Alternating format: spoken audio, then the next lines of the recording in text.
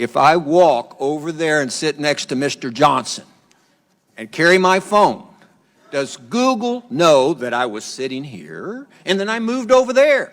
You're welcome anytime, Judge. Yes or no? I genuinely don't know without knowing I'm what shocked services. you don't know. Do you or do you not collect identifiers like name, age, and address? Yes or no? If you're creating an account, yes, and using an account, yes. Yes.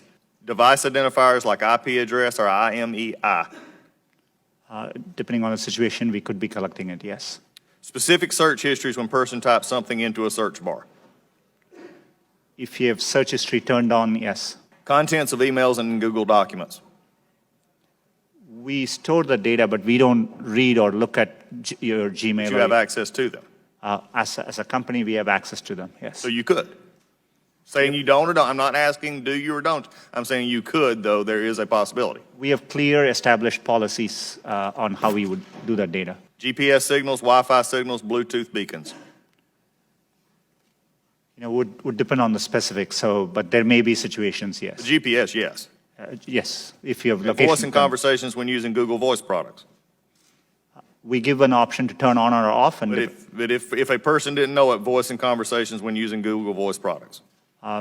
Yes. we only record when they initiated with OK Google and then say the terms after.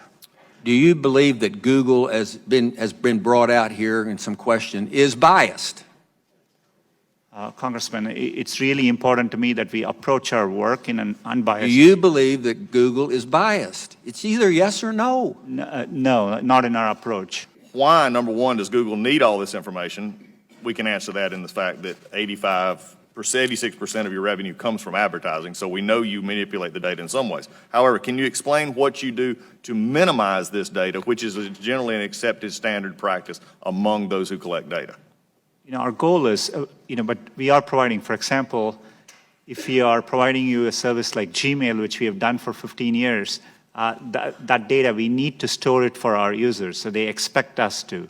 So we are trying hard to match users' expectations. We don't need, our data for advertising, as I said earlier, most of it comes from just the keywords you type. And so, we need minimal data to do advertising. We give you options to turn ads personalization off. We store most of the data we do today to help give users the experience they want, and that's what we're trying to do. How do you explain this apparent bias on Google's part against conservative points of view, against conservative policies? Is it just the algorithm, or is there more happening there? Congressman, I understand the frustration at seeing negative news, and I see it on me. On Google, there are times you can search on Google, and page after page there's negative news which we reflect.